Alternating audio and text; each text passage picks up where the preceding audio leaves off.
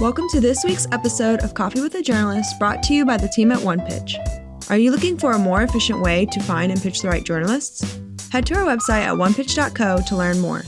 Our guest on today's episode of Coffee with a Journalist is Alan Neuhauser, climate deals reporter at Axios Pro.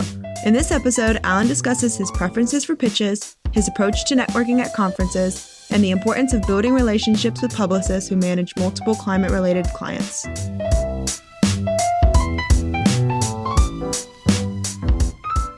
Welcome, everyone. This is Coffee with the Journalist.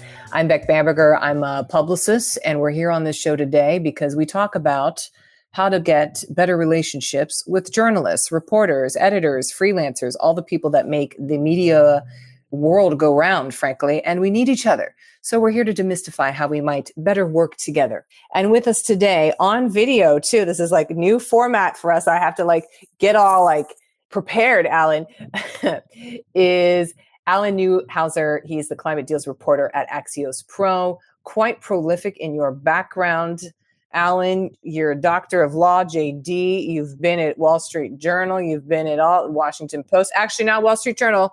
Wait, yes, at the Washington Post. I've published freelance stories there, but I wasn't in the newsroom. Yes, and the New York Times and various other things. So we are here with you today. Thanks for being here. Yeah, thank you for having me. It must not be a boring time in climate for you to be reporting on that. So congrats on that. Let's first, though, demystify, if need be, what Axios, specifically Pro, entails and covers. And then we can get a little bit more into your stuff. Sure. So we follow the deals landscape. We've got a few different verticals: retail, media, fintech, health tech, and then us at climate.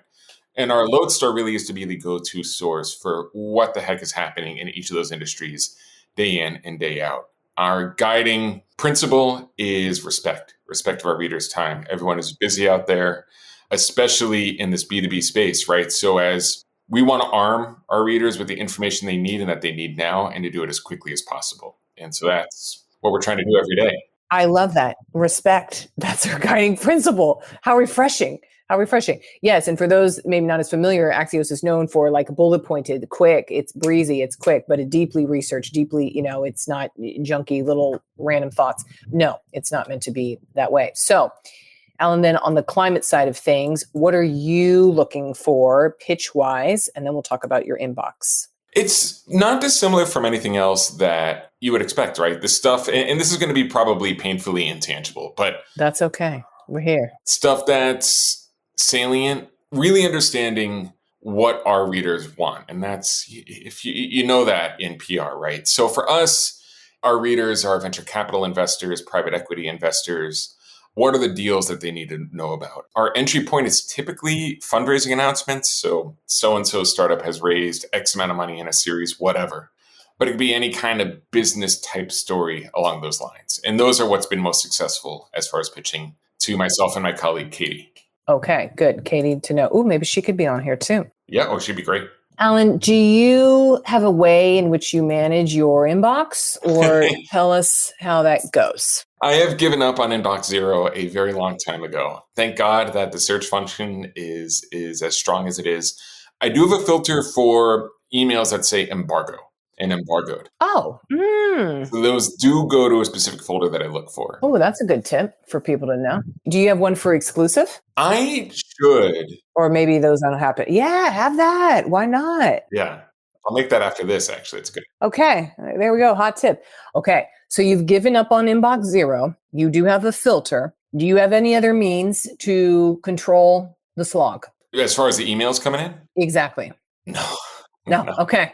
I mean, internal emails are easy to filter, from the Axios addresses, but otherwise it's just staying on top of it as much as I can day in and day out. So then are you looking at your inbox pretty frequently, like every couple hours, every hour, every moment? I don't know. It's just up.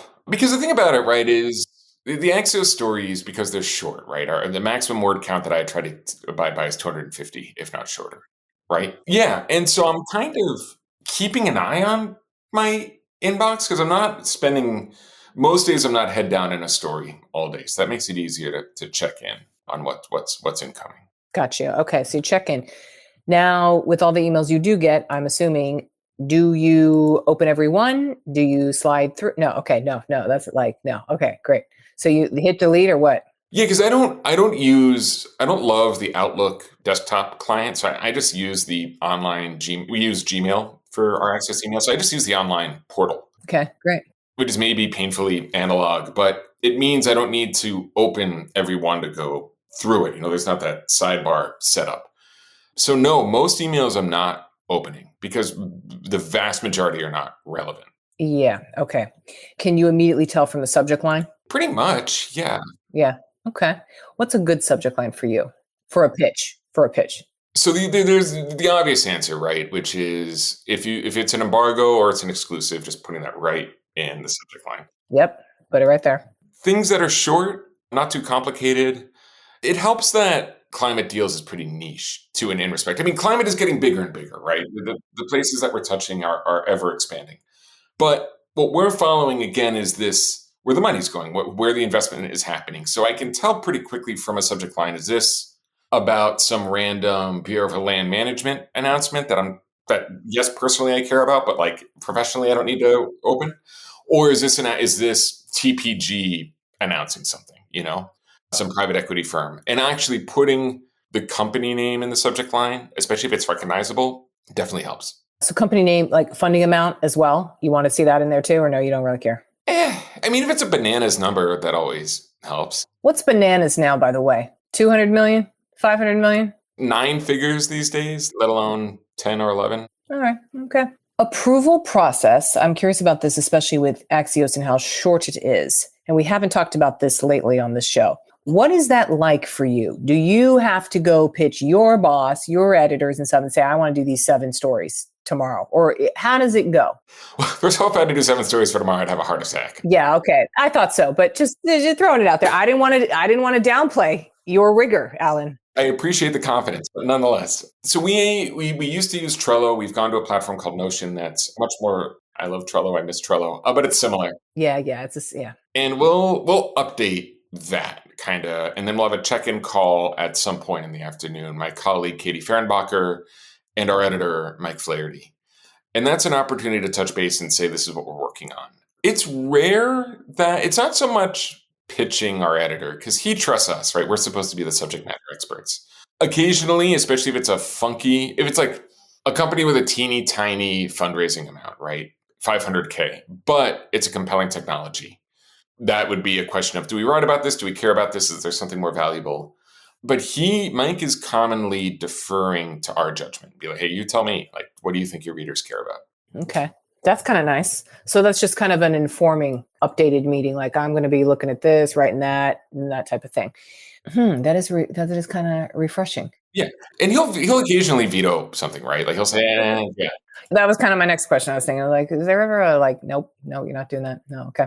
Oh yeah, totally. Yeah, this either I don't know if this works, or this got covered already, or we did this before, or it needs more time. Oh, let's talk about that a little bit. Doesn't come up here too often. It was already covered. So this is a whole freaking thing with publicists. Like exclusives, that's a whole other conversation. But for you, and where would you get the X when it's like, it's been covered? It's been covered by one outlet. It's been covered at all. I saw it on someone's LinkedIn profile, or someone already wrote about it 10 times. That should be an obvious one. But like, what's the already covered definition?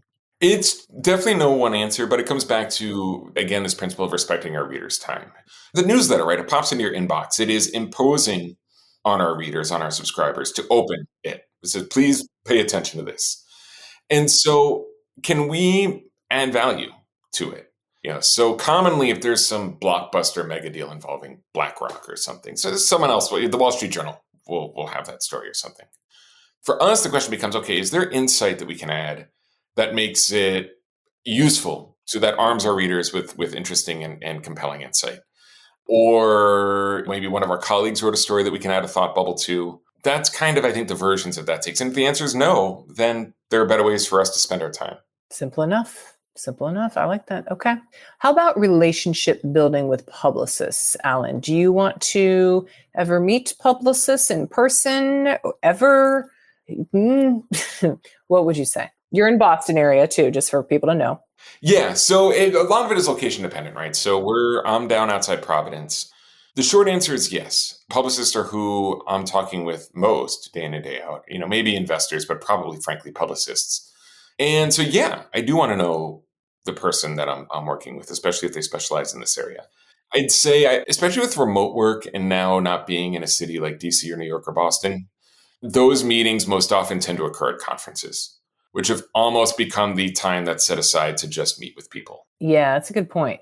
Speaking of, and you know what? No one has really commented on that or said that. Like that's where now we meet. So when you go to a conference, and by the way, we'd love to know which ones you're going to. We'll get to that in a second. Are you then interested in having those set up meetings? Do you want to have the coffee meetings before, the big talk or something like that? Or are you just like, I'll just see you on the floor wandering around? I think it's really dependent. It depends. It's tough, right? Because these conferences are often so wall to wall. Yeah, they don't give much time. Yes. No, but like a 15-minute, a 30-minute coffee, especially if it's near where other stuff is happening. If I don't have to walk 2 blocks to the coffee shop, if it's near there, then that helps. And also too, like, is it a publicist who specializes in climate with a lot of venture capital clients or a lot of startup clients? Then yes, absolutely, totally makes sense to me. If you got one, meh. Yeah, exactly. Yeah. So you're looking for density of clients. That's a good point for people to realize and see. Okay, good to know. Today's interview will continue after this brief message brought to you by OnePitch. Are you curious to learn about the unique ways OnePitch helps brands engage with the right journalists? Head to onepitch.co and create your own custom media list in 5 minutes or less. Now back to today's episode. Now, what conferences are your must-dos? All right. So my conference calendar keeps growing, right? Okay. Yes, of course. But I think the musts are Climate Week, New York, which is coming up. Yeah. I'll see you there, sir. Okay. I'll hit you up. Yeah. Look at that. Yeah. Send me the stuff you're going to, because I would actually be interested in seeing. That's the other thing too, right? It's helpful to compare notes of who's going where. Yeah, exactly. Cool. And that's the other thing too, is like Climate Week is super dispersed. It's a hot mess. It's all over the place. Sarah Week, which is another must go, is in one, albeit giant, convention center in Houston. That makes it easier to meet in a lot of cases. Yeah, I know. They have all these tech weeks in LA and SF and again, New York. And you're like, okay, but have you seen LA? We're spending 45 minutes getting 3 miles. No, it's very hard. Yes. Okay. Any others that you love? RE Plus is good, but enormous. I actually went to one called Blueprint that would happen to be at the same time as RE Plus last year. It was focused on sustainability in real estate and construction. That had a lot of investors. And again, for me, right, that counts. So that was great. Yeah, for you. That's what you want. Yeah. I actually spent most of my time on that floor instead of the RE Plus floor. And then my colleague, Katie, she's based in the Bay Area. So she goes to San Francisco Climate Week. She goes to Green Biz Verge. I think that's probably another good one. And then you hit the ones that are local too. MIT Energy Conference. Would I travel for that? Probably not, but going to it for the day nearby, it's perfect. Mm-hmm. Okay, this is good. Good to know. What about sources for you, Alan? Obviously, VCs who are cutting these checks and making these deals. But are you ever looking for, I need that PhD who's got the chemical engineering background in X because I want them on speed dial when I have a material science question? Occasionally, less than it used to be. One example is offshore wind right now has been having a devil of a time, right? Yeah. The turbines keep breaking. They've been getting hammered on earnings. This is going back a little bit, actually. I'm not sure how current that is. I know last year it was ugly. And so it was a question of why are these turbines breaking over and over again? And so that was a really great opportunity to talk to the people who are studying how these things get built, who build the computer simulations, who design the layouts. And that was a level of expertise that investors, even if they had, right, that's coming, it's what some engineer tells them. So to get it straight from the source was valuable. Okay, good. Any others? That's the one that comes most recently to mind. I mean, it comes up, I'd say, once a quarter that there's that kind of story where that kind of subject matter expert would be useful, but it's not more than that. Yeah, so very rare. Okay. Got it. So would more the VCs who are making 10 deals over 2 years or something more viable? Okay. VCs, analysts, that private equity, anyone in that sort of that finance, market research, and analyst space. Okay. Oh, and analysts. Good to know.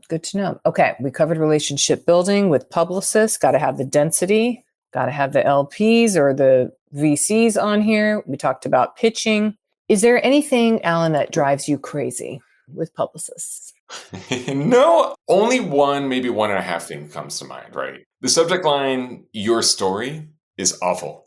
I have gotten that. Oh no, I've never heard that. Just subject line, your story, as in any story you've written in the last whatever. Well, yeah, and that can be, it's like there's like a bomb in the box, right? Like you don't know, is this going to be someone complaining about the story that I just published? Yeah. Oh, good point. Or is it someone saying, thank you, I enjoyed reading it, great working with you, whatever. And it is a total coin flip every time, but it is always an immediate surge of anxiety when that pops into, did I just get something wrong in this piece? Yeah. Ooh. Oh, the heart palpitations, you must have that. Does that happen a lot, by the way? People emailing you being like, listen, sir, I did not enjoy that. Yeah. And look, you would rather know, right? Yeah, but yes, I get. But what are they saying? I didn't like your third bullet point. Let me make something up here. Going back to the offshore wind example, this is not the case, but I'm off the top of my head making this up. The way you described the way wind farms are laid out affecting how blades wobble or whatever was not accurate. That's kind of a benign version of that. That's okay. Okay. Either way, whether it's a mistake I made or something that someone just disagrees with, I'd rather know, because then I can A, fix it, and B, make sure to remember it for the next time. Yes. Good to know. By the way, do you share those little comments amongst your colleagues? Hey guys, look what I just got today.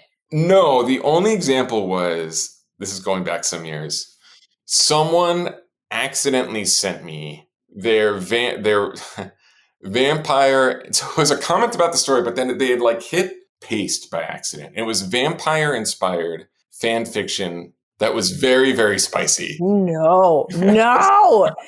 Wait, was it like your article, Alan, vampire post? Yes. Oh no! And it was, I might have shared that, not widely, but with a couple people who were sitting next to me. But selectively. Yeah. Oh, that's good. This is why, man, email lives forever. So be careful. Be careful. Yeah. Oh, okay. Any way for publicists to make your life easier, Alan, besides just short, good pitches? No, I mean, it's all the stuff we know, right? And it's hard because everyone's busy. It's hard being a publicist. It's hard doing client service. It's hard trying to figure out what every reporter wants. And there's a million of us, right? And so figuring out what someone at this publication wants versus that is a challenge. So I appreciate that. Short and sweet. So I guess that's expected coming from Axios, but truly. The other thing is data. Data punches above its weight. Okay. Now, what type of data? Because I've seen pitches where you're like, oh yeah, look at this. Oh, we reviewed this data. It's like, it's national. It's from the Fed. It's very simple to see this. It's not exclusive data in any way, shape, or form. Do elaborate. Yeah. So if it's not BS, right? We've all seen those Valentine's Day versions of, if you do this, so-and-so, that kind of thing. Or market research reports, which are not great. But if it's counterintuitive, it's great. Obviously, if it needs to be reliable. I got a pitch recently from someone citing the pounds of, I keep going back to offshore wind, 6,000 pounds or whatever, or 6,000 tons of offshore wind blades get recycled every X many years. I forget what it was exactly. That's interesting. And if there's a way to get an annual figure for that shows an increase in that recycling. How do you recycle a damn blade? Have you seen those things? They're huge. Yeah. Break it down. I don't know. Fascinating. This is why I love business, because there's someone whose job is that. Yeah. And that's another way to get a different spin on a story, right? Ford slowing down its EV investment or changing how it's investing EVs. If someone's got compelling data on mid-sized electric trucks or something like that, and that offers a way into that story, amazing. I'm going to be thinking about, how do you recycle the blades of a wind turbine? Thank you for elaborating on how publicists can be helpful. I do have my little rapid fire question set. Yes. Are you ready? I hope so. Okay, you're ready. Video or phone interview? Ooh, that's actually a hard one. It depends, which I know is not helpful. Yeah, no, it does depend. A lot of people say it depends. Okay, depends. Phone. I'll go phone. Okay. I'm sure we know it's bullet points versus paragraphs for pitches. Bullet points, yeah? Bullet points, yeah. If you could, bullet points, okay. But if the bullet points are paragraphs, then it becomes moot. Then it's silly. Okay. How about images attached versus a Dropbox zip file? Is that even relevant? It is not. It's not. The only issue is if the attachment gets flagged by a spam filter. Yeah, okay. Email versus a DM somewhere, Twitter, X, LinkedIn. Nah. I do not check my DMs. So email, if it's someone I have a relationship with, then text is fine. Text is great. Yeah. Do you ever get, by the way, cold called? Rarely, but I still do occasionally. I missed a very important call myself because there was a voicemail left and I was like, oh my God, I don't listen to any voicemail. So yeah, I feel you on that. Okay. Follow-ups, one or many? Many. There's no such thing as too many emails. I've never heard this answer before, Alan. Okay, many. Okay, good. All the emails. Direct or creative subject lines? Direct, 100%. Direct. Press release or media kit? Oh, press release, please. Mm-hmm. And is there a time you read pitches? You said it was kind of just a scrolling all the time. Yeah, so our newsletter goes live at 11:30 in the morning. So we're in the heat of production from 7:38 until 11:30. So in that afternoon slot, I'd say, but honestly, it doesn't matter. I'm constantly checking. Okay. Yeah, you can. Send them whenever. Okay. Send them whatever. Okay. Very good. And then we already talked about sources, so I think we're good there. So to wrap us up, Alan, how may we support you, promote you, etc., celebrate you? We always like to do what's the ask? Get the emails. Okay. Besides your newsletter, what else? If there's anything else. Oh, like where to find me? Oh, no. We know where to find you. We got that part. No, this is just hey, do you have something to plug? Are you going to be on stage somewhere? We want to hype you up. Oh, no, just keep reading Climate Deals. Check it out, subscribe, or, recommend it to your clients, your colleagues. And if you're at Climate Week, come find me. That'll be me with you, Alan. Yes. Consider it done. Excellent. Well, Alan, thank you for being on here. Thanks for being on video. It's kind of our new little thing. It's fun. Yeah, it's been a pleasure. Thank you, Alan. Again, Alan Neuhauser, Climate Deals reporter at Axios Pro. Check out the email. See him live in New York City. There you go. Thanks, Alan. Thank you. Thanks for listening to this week's Coffee with a Journalist episode with Alan Neuhauser, Climate Deals reporter at Axios Pro. For more exclusive insights about the journalists on this podcast, subscribe to our weekly podcast newsletter at onepitch.co/podcast. We'll see you next week, but until then, start great stories.